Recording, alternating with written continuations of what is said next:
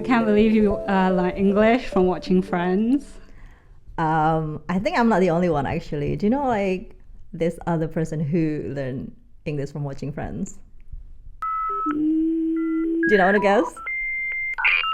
No? Who? What? It's RM from BTS, your bias. Oh, really?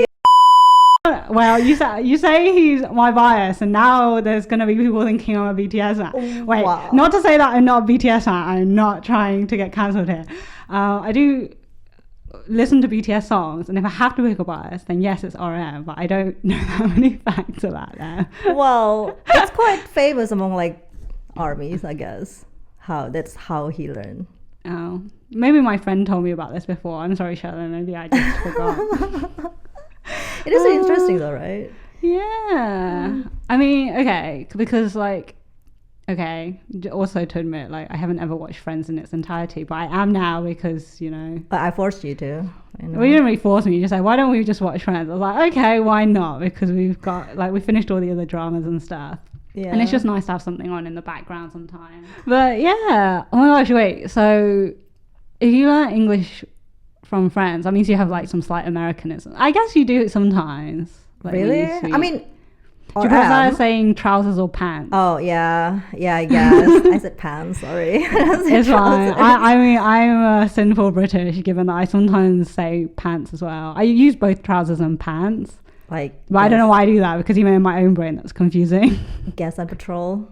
Which one are you? I always said gas, not petrol. Oh.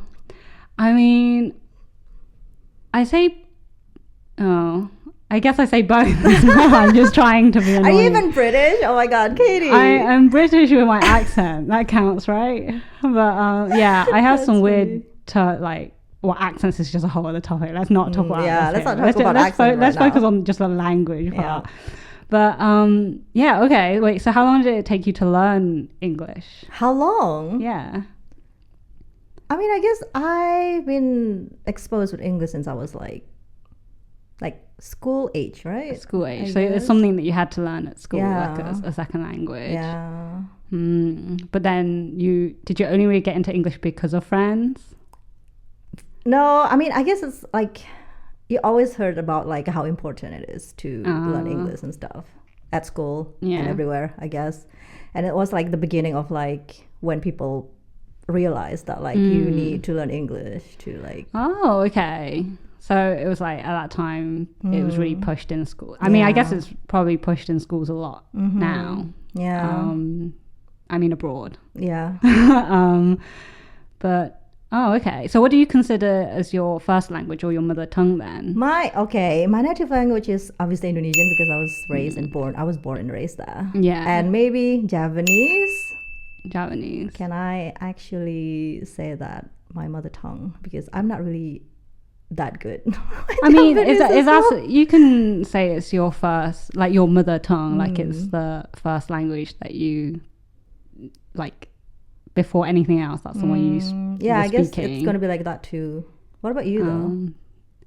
It's always a bit complicated when people ask me this because I was born and raised in England, so I went to like British school. So English is obviously one of the first languages I have, but I consider myself to have two mother tongues because at home we spoke Hakka, like Chinese Hakka, and I don't remember a time where I could speak one and not the other. Does that make sense? And sometimes when I ask my mom, when I said my first word, what language was it in? But then it's like my first word is probably like mama or dada, right? Yeah. Or like baba, because that's like, that could be English sounds or Chinese sounds. Preschool, Hakka is probably your native, right? Like instead of like. I guess, but like my older sister would probably speak English to me, and my dad spoke English fluently, but my mom doesn't speak a lot of English, so I definitely like. You know, I had her influence in terms of Hakka, and that's why my Hakka is still really good now, because, you know, if I want to communicate with my mom,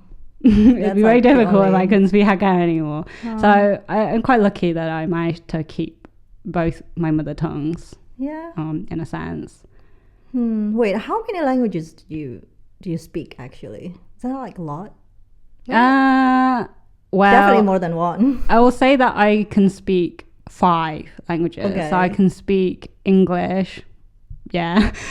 I speak Hakka, like I said, and then I speak two other Chinese languages, which is Cantonese and Mandarin, and they kind of fluctuate which one I'm like good at and not good at, like which one I'm better at. Sorry. So like when I was younger, my Cantonese was probably better because I watched a lot of Cantonese TV. Oh. But now my Mandarin is probably better because my partner speaks Mandarin, and also I used Mandarin in business before. And then I also speak French because that's what my degree is in. I was going to say majored, but is that an Americanism? Like, do we say majored? I don't know. I'm questioning myself now. I'm overthinking everything.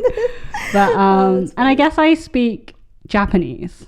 I can count it as a language I speak. I can survive in Japan. I can go do my daily life. I can I can get insurance there in Japanese.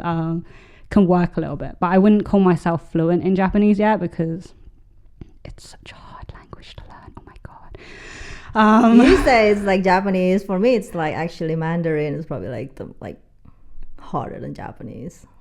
But by looking at just all the kanji, I don't think I can survive that. Really. I mean, reading Japanese was pretty okay for me. Like reading Japanese is something I've been able to do because you already know the kanji, right?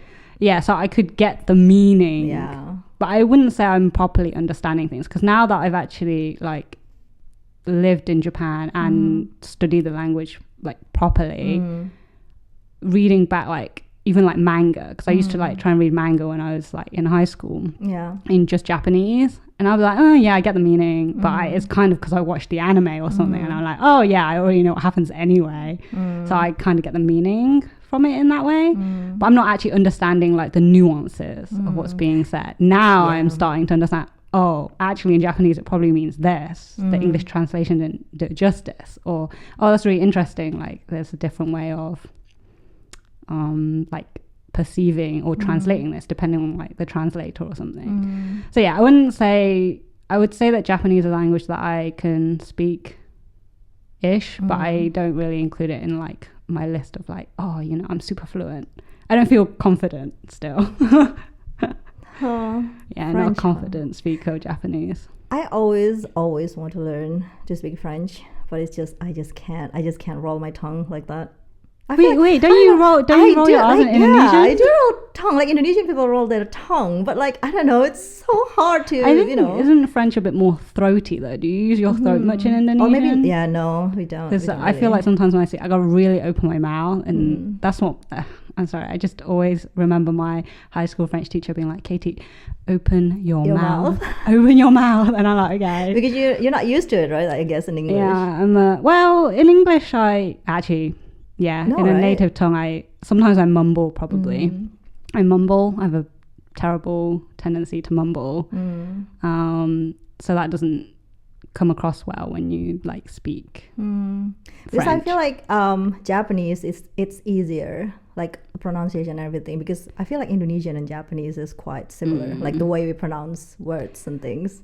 Oh my gosh, we could do a whole topic about that. Yeah, on just I know how like Japanese words sound like other words that we know, because like not only do they have like English words that they've borrowed, but then like, you know, like a lot of kanji, how they have like the onyomi and kunyomi readings. I love it when it's like, oh, that sounds exactly like. I mean, I guess this is why like people said like Japanese is very complicated, right? Because like literally the same kanji, it means the same, but the way you read it is different kind of thing. There's like a lot of example for that. We can actually just have like a topic just for that, really. Yeah, which really, you know, expensive. People always say like, oh, because you know like Mandarin, it must be so easy to know Japanese. I'm like, I know one really. Pronunciation of that kanji, but I don't know the rest of that. Yeah, but you know the meaning at least, right? When you like see things like on the street or stuff. But that being said, like I went to Mandarin school and I learned simplified.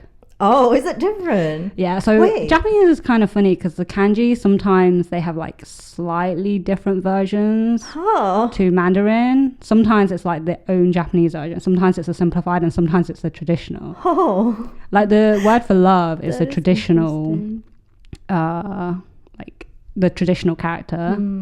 But the word for school is simplified.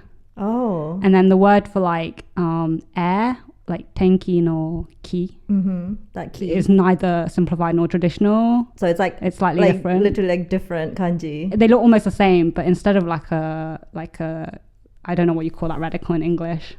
Like that, right? The thing that's under the thing. Key is like different. Sorry, I'm really explaining this terribly. You would not think I taught languages based on how I'm describing this. But it is very interesting. Yeah. Why do you think it's like that though? Like, because like I don't even know. I think it's just how the language developed over time. You know, is Japanese is newer or something? I don't know. So the simplified one's newer. I don't know. I should probably research that more. Yeah, but Japanese is a really interesting language because when I studied linguistics at uni, they kind of explained that Japanese doesn't have like a specific root. Huh. Yeah. So the way the language is like formed. So like when we talk about like French, Italian. It comes from Latin, right? It's rooted in Latin. Yeah. Or like English is like Anglo, like it's Germanic basically. That's what we would list English as. But Japanese, it doesn't, you know, they don't have like that specific root. This turns out I'm just talking out my butt, but no, this is what I remember from uni. Yeah, we should research this and talk more about this because I miss having a reason to just like life is just so busy sometimes. I forget that, you know, I have these interests that would be cool to just like learn more about. But now I'm not in uni. It feels like, oh, can I really just sit down and just read this book about languages for fun? The answer is yes. Yes, you can do whatever you want, people. Yeah. But yeah, I don't know. Like, well, what about you then? Because you also speak multiple languages. You've got English, you've got Japanese, and you've got Javanese. Or Indonesian, yeah. Just that. I mean, my main language is probably that three, right? Like Indonesian because it's my native language, and then obviously I moved to Japan right after, and then I moved here. But I mean, English is always like I always speak English since I was little, since I was little anyway. So, which one do you think you're like most comfortable expressing yourself in now? Yeah. Well, okay, before and now, has it changed? Well, obviously, when I was like in Indonesia, it's obviously Indonesian. Okay. Right? When I was in Japan, definitely not Japanese. Yeah, I was going to say, is it depend on the country? It's so hard to like, you know, like every time I had to like in a meeting, and then I had to like argue with people, I'm just going to be like, it's probably because it's really hard to argue in Japanese, don't you think? Don't you think? Yeah. It's so hard. Because you still got to be polite. Yeah, exactly. Oh my God. And the polite form is always so long. It's too hard. So obviously, because my partner at that time is British, so I guess English. It started to become English. Yeah. Is it English now, or is it changed? Is it back to being Indonesian? Well, obviously not back to Indonesian, right? Because I haven't really lived in Indonesia in a long time. I left Indonesia for like more than a decade now. So it's kind of like, even like my brother, every time I go back home, he's gonna be like, every time I talk to him, he'd be like, your Indonesian is like just gets weirder and weirder. I feel like it's just not my Indonesian probably, like, because like my brain just can't take all the languages sometimes, you know. Maybe. And then it probably all like, just jumbled up. Yeah, I have like brain fry a lot of time, especially in the morning. And then I'm just gonna be like, which language should I use this like today? Especially when I was in Japan, right? Because I talk to my partner with like in English, and then I talk to everyone else in Japanese, and then I talk to my family, like I call them or everything, like, or message them in Indonesian. So it's like I actually get this because when I was in Japan, it was like, or when I was in France, actually, it was probably like worse because in Japan for the first 6 months I worked at like a ski resort. Oh, it's pretty touristy, right? Yeah, there's a lot of English speakers, a lot of Mandarin speakers as well. But then when I was in France, it's like the people around were French. All my neighbors were French speakers, which was great for my French. But then I will return back to my apartment, and then I will like call my mum and speak in Hakkan, and the next day wake up and go and teach an English lesson to a load of French high schoolers. But then they'll want to ask me something in French, and I'm like, oh, okay. It is very, very, especially like in Japan when I had to work for hours, and then my brain sometimes just can't take it. I'll be like, oh my god, I'm so tired for all these things. But, I mean, it is such a good thing to like be able to speak all these languages. I think it is, because you can travel, you can like do whatever you want, you can like work everywhere, like literally you can speak to everyone, so it's very, very I think useful. it helps you like connect to other people as well. Or well, it maybe also makes you overthink, I don't know, or maybe it's just our personality. But I do think it, like, having grown up bilingual and then having learned more language,s it's actually been super helpful in both my professional and personal life. Right? Yeah. Well, then what's your biggest motivation then for like learning? Well, you already mentioned like for English, it's because you were kind of taught that in school and, you know, then you were watching Friends. But what was your biggest motivation for learning Japanese? And like obviously you lived in Japan, but you said your partner speaks English. Okay, can I ask you what motivated you? What motivated Japanese, me? I don't know. This was like really gradual for me. So I always had an interest in Japanese language. Because why? Well, because I grew up with sort of like manga. Okay, but sometimes same. So it's like some of the manga will be in like Mandarin. Like I would have bought them from Hong Kong or something when I went with my family. So it's in Japanese, you mean? Oh no, so I'd have it in like Cantonese or Mandarin. What? Right? So it was like, you know, but then it was kind of like when I was a kid, there wasn't like a lot of manga in bookstores yet. You'd have to, like, I'd have to go to London or something to go to a bookstore to be able to find it.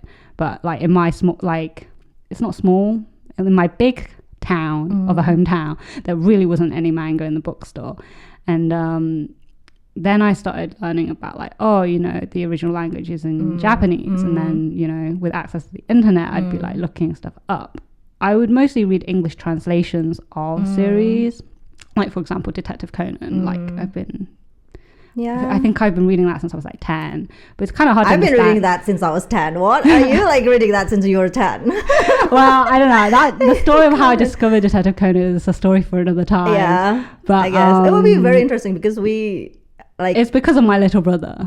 Oh. Yeah. I don't know if I've told you that story. Mine is before. Also because of my little brother. Okay, let's have that on the other topic. But like, yeah. But so I just had an interest in Japanese language from reading reading manga basically. And then as I got older, I got interested in like the food and the culture. And then of course that's anime. I'm a manga girl at heart, but anime is so much fun because you can see like the things that were brought to life. I'm actually the other way around. I like manga more than anime. I don't know why, because like just but like you like manga more than anime or anime more than manga? I like manga more than anime. Oh, you do like Oh, you're the same. Oh, okay. Manga I thought we were on opposing sides. No, manga is like I always prefer books. Yeah. Over anything else. Well, I grew up with my head stuck in a book, basically. But no, it's just like the art is always so much better than you think. Oh yeah. Well, I like to just apart from savor Demon Slayer, I guess. But the other animes, like even Sailor Moon, one of my favorites, like the manga is just way better. Like the way they draw. I mean, because there's a certain charm to, like, sometimes when you animate you have to forego some of like the perfect artistic strokes. But anyway, sorry, it's like we're just totally diverting on this, but moving on. But yeah, so it's like from manga, sorry. Yeah, but I think there was like a massive gap between me like passively taking in Japanese language. So I said I like learned to read pretty easily, but speaking, oh my gosh, okay, it's probably in the middle of uni after I returned from France. I was like, maybe I can go to Japan and become confident in Japanese. And then, I basically started studying Japanese then, applied to JET program, ended up going on a working holiday instead. And then, now I'm at a stage where I still wouldn't call myself fluent, but to be fair, I had 8 years of French school like knowledge before I went to France. Was it 8 years? Wow. I started learning French when I was like 7 or 8 in primary school, and I continued it all the way through to uni. Wow. So, you know, like over a decade actually. And I went to France. A lot. And before I went to France, even with a decade of French schooling, I was like, I wouldn't consider myself fluent. Went to France and then came back. I was like, I think I can consider myself fluent now. But Japanese, no. You just need more time, I guess, because it did probably also take me a long time to finally be able to like be confident with my Japanese. Yeah. And it's like, because I always like, I learned Japanese by just reading manga and stuff like that as well when I was like still in Indonesia. Yeah. So I literally just I will bought like one manga and then I'll try to read everything, even though I don't understand what. But sometimes because manga has pictures. Yeah, but I mean, I just force myself to like learn, read it. So I will remember like at least katakana and hiragana first, and maybe like the really really easy kanji. Yeah, that's how I learn Japanese. I guess the first time like I just like learn it from manga as well, because I always. I love manga since I was like 5 or 6 probably. Yeah. I've been reading it. I mean, obviously I read it in like Indonesian, the translated version. But like as I grew older, I was like, you know what? I should probably try reading it in this original and then format. That's how like I started. And then after uni, I was like, maybe I want to like study Japanese for like a year and then go back. But I never... I just stayed there for like a long time, for 9 years. So but I think you just have to find like fun way to like learn something new, right? Like for like language, especially when it's like you had really a big hard. thing about like J-pop, right? Yeah, it's like, okay, so I like this boy band since I was like maybe 16 or 17, I can't remember. But they are actually like the biggest motivation for me learning Japanese, because like I always told this to everyone who asked me actually in Japan as well. Because people like Japanese people are gonna be like, my Japanese friends and stuff, they're gonna be like, what did motivate you to learn Japanese? Because Japanese is really hard, right? Yeah, why do you speak Japanese? Like, why? Because it's like, it's so hard and everything. I don't even think I want to learn English, kind of thing, you know? Like, people always like ask me. And then I always said the same thing. It's because I like arashi and I want to be able to have a proper conversation with them. Like if I meet them, I don't want to be able to just like have like a small talk with them, just like saying hello and stuff, you know. I want to actually have a proper deep conversation with them. Wait, so you basically learned Japanese so for that them, you could talk to them on the odd chance that you meet them. Well, it's obviously not my only motivation, but it's probably like my biggest motivation. You were like, I want to sound good when I talk to them. I want them to be able to understand what I'm saying and everything as well, you know. Wait, so you lived in Japan for like 9 years. So then did you meet them? Did you get to talk to them? Okay, so I work as a graphic designer, right? Doing advertising and everything. So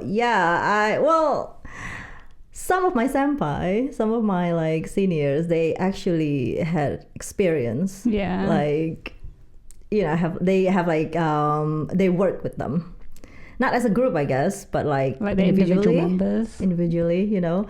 And then so when I had the interview, I also talk about it, right? Oh yeah, because they obviously, the first thing they asked me, like, why did you come to Japan? Why did you learn Japanese and everything? And I was like, it's arashi.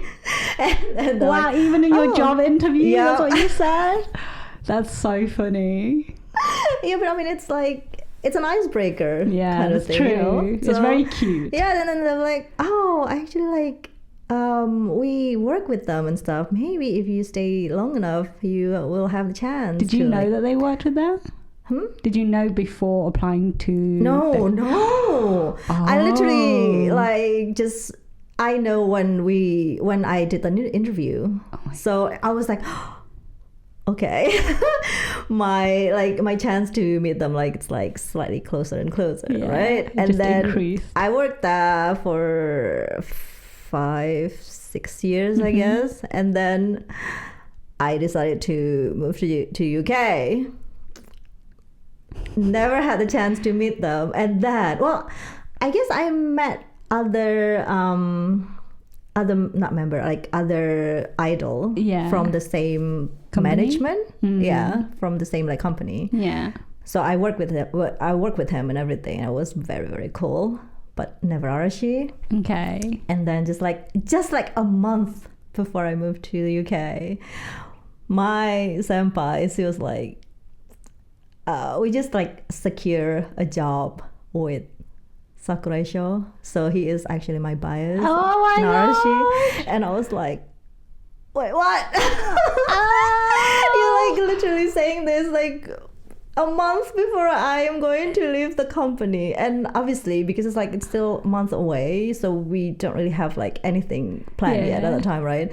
So they literally like just start everything once I move out. Just literally I moved out and then they start like, oh my god. And then I just remember when I visited them probably 2 years after I moved back to the UK, and then I visited them, and then they just gave me like lots of posters of the they guy. saved them for you. Yeah, oh they're my like, gosh. oh look, we actually work with him, and I was like, oh, do you really have to do this to me? You didn't end up meeting him in the end. I know, it's so sad. Oh my god, story of my life. Thank you for watching. For listening.